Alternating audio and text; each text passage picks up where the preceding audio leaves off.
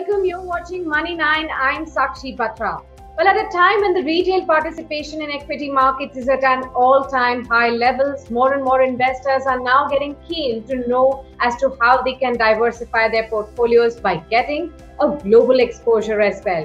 Now, global investments also offer the opportunity to invest in large or fast-growing economies, specific stocks or sectoral opportunities that are not present in India so far. But how can you really do that? Is it complicated or actually as simple as you invest in the Indian equities? We'll discuss all of this with a very special guest who's joining in just in a bit. I'm joined by Niranjan Avasti, Head Product, Marketing and Digital, Edelweiss AML on this edition of Money Masterclass.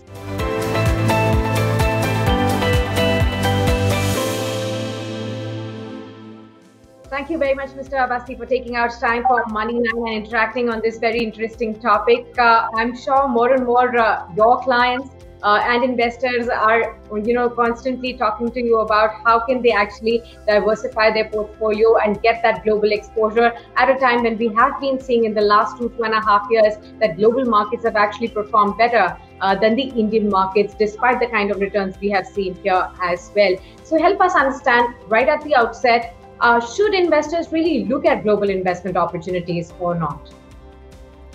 Right. Thanks, Sakshi, for having me. Pleasure being here. See, international investing has to be part of your portfolio. When you invest in equities, it is very basic to think only about domestic equities. But equity market as a whole across the world, it's a very large market. In India, there are a lot of companies which are not available for investors to access.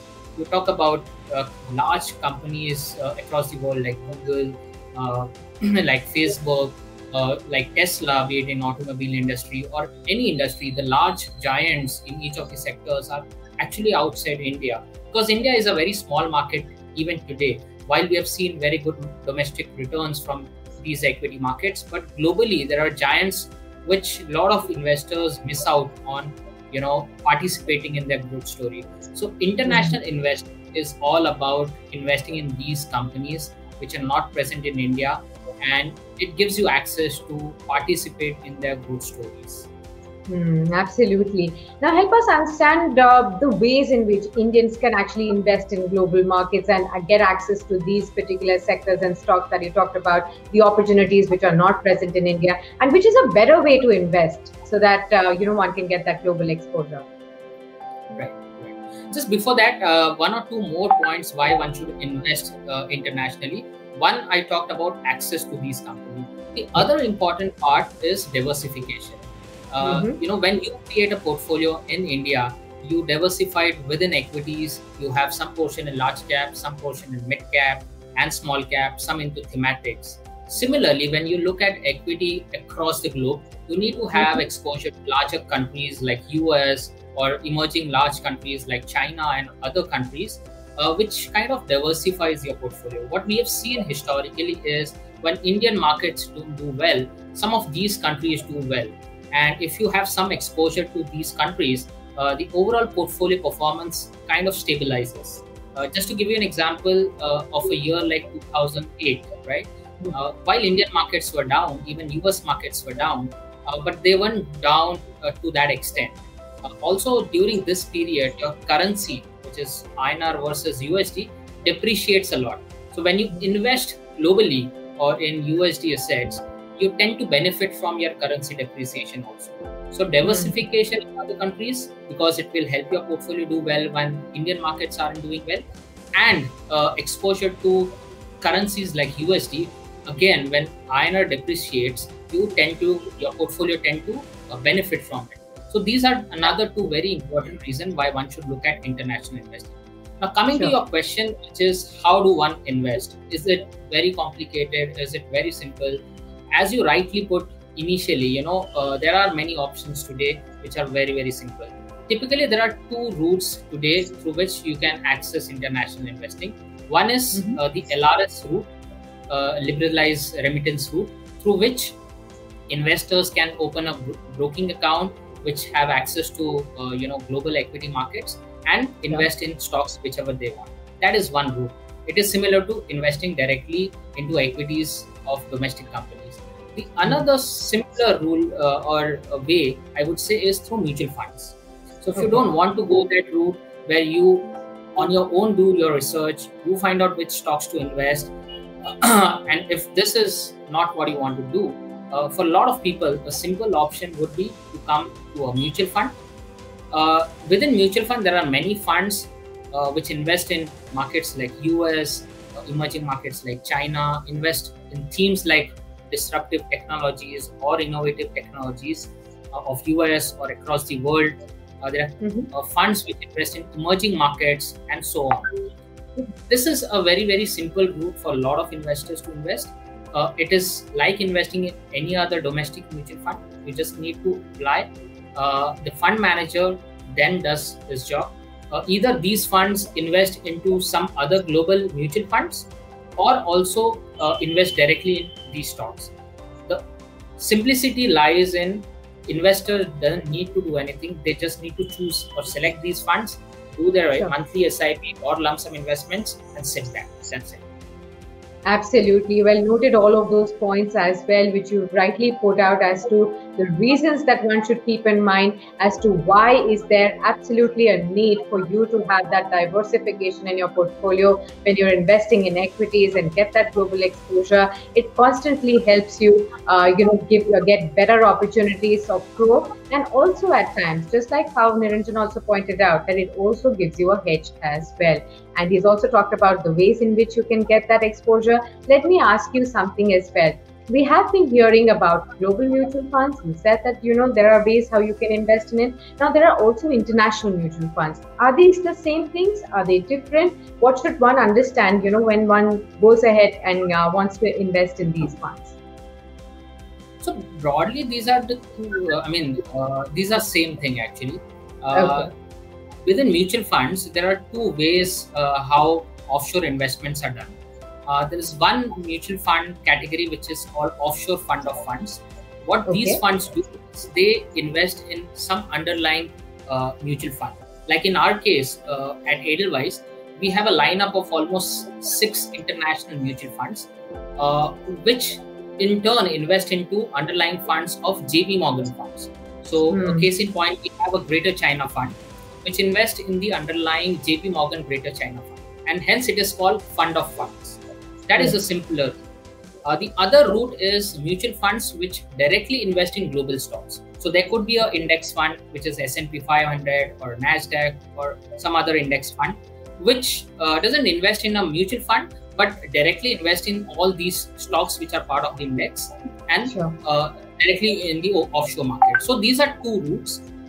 Either directly investing through a mutual fund into stocks or into a mutual fund through a fund of fund. So these are basic two routes which are available for investors to select. Okay, understood that. Now help our viewers understand when they select these funds to invest in, what are the key points that they must consider before selecting which fund should they really be going for? Right. So let me tell you, over the last 2-3 years, returns from this asset class have been very, very good. And that is where, we also are advising our investors that we need to be very, very cautious when you select the right fund for diversification. Today, there are n number of funds, be it on the thematic side, like tech fund. We have our very own tech fund, which we launched 2 years back. It has done very, very well.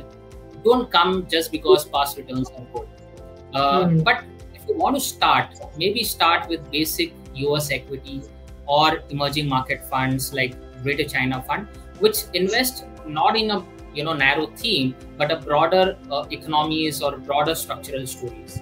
Start slowly in your portfolio. Maybe through a SIP route for a lot of investors would be advisable, so that you are not timing your entry.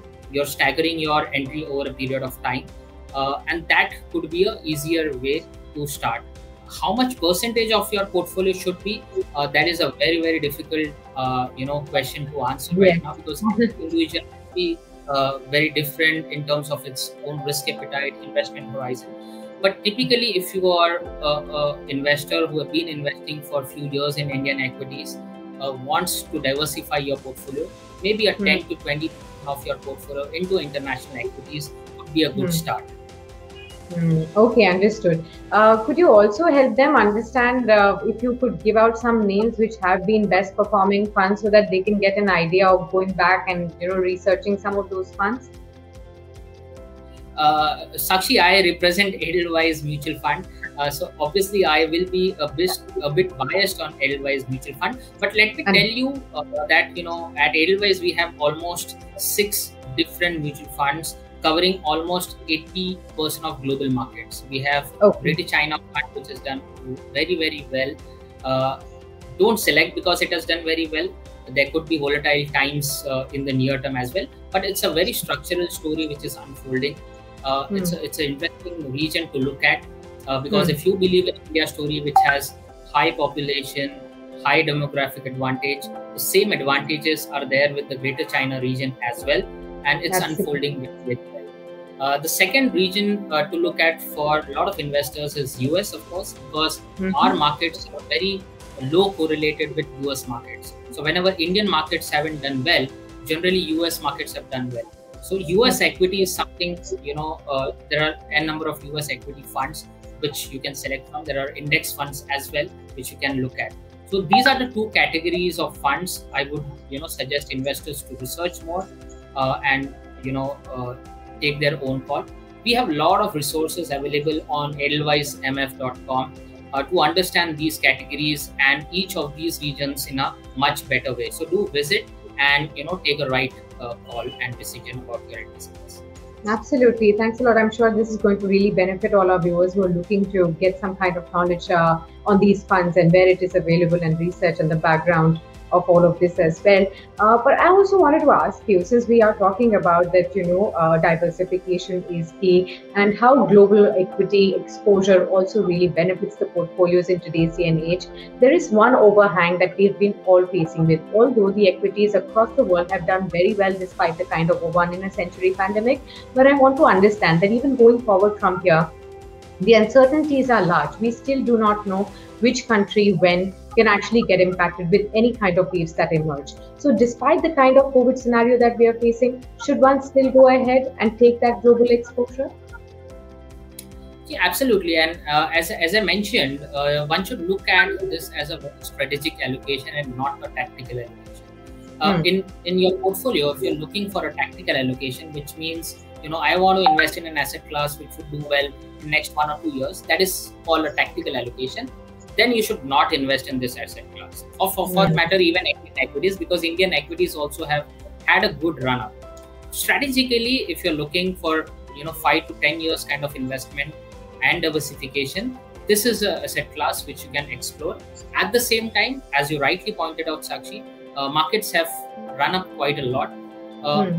a prudent strategy would be, if you want to invest 100 rupees today, invest 50 rupees today and remaining 50 rupees over a period of maybe next 12 months, because you never know if we get a third wave or any other situation, there would be good opportunities where you can accumulate more units at a lower price.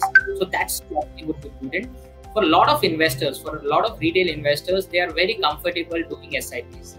There is Yes. absolutely no issue doing SIPs or starting SIPs in these funds right now, because SIP you start at the peak of the market in the hindsight or at the lower level. It doesn't matter till the time you are continuing to invest for maybe next few years. So SIP, Absolutely. just look at it. Absolutely, and this definitely clears a lot of doubts in the minds of viewers and investors or potential investors who are still sitting on the edge, who may be seeing that the markets have already run up so much in the last 1.5 months in Indian markets. Also, we've seen a wide amount of consolidation taking place, so there is uncertainty as to whether the markets have innate or there are enough factors to push the markets further ahead or not. So, clear-cut strategy at this point in time would be, in case you want to diversify your portfolios right now, take that global exposure and take that step right now. SIPs is the best way to go forward from here, because you can also invest in those at the peak of the market cycle as well, because you'll definitely get the long-term averaging impact in case you are here for the long term, which we always advise on our platform too. Last question before I go ahead, so that because this is a basic masterclass that we are doing on Money 9 on global funds and investing internationally via these global funds. What are the kind of risks, if any, involved that investors must be aware of before taking that step forward? very important question. And as I mentioned, one of the major risks is expecting huge outperformance from these funds over a period of time. A lot of investors might expect that since US equities have outperformed Indian equities, it would remain so. So managing your expectation is very key.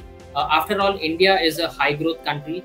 US would be a moderate growth country. Over the next maybe 10, 15, 20 years, we will definitely see Indian equities doing maybe better than US, or at some point in time, US doing better than Indian. So don't invest just because you expect US or some other market to outperform. Invest for diversification. That is the biggest risk. So manage your expectations right. The second risk is if you're just starting to invest into international investing, don't go into thematic funds, because themes at the end of the day would have some cyclicality. They generally are more volatile compared to a more diversified portfolio. So if you're just starting, go for diversified funds, go for a larger region. Don't narrow down to one theme or one sector fund when it comes to international investing. So these are the two things you need to keep in mind. Risks. The third risk is also there could be a lot of volatility. So be ready for it. End of the day, these are also equity instruments. They will have same characteristics as we have for Indian equities. So all these are some of the risks. I think so. If you are investing rightly and for a longer period of time, these are all risks which are manageable.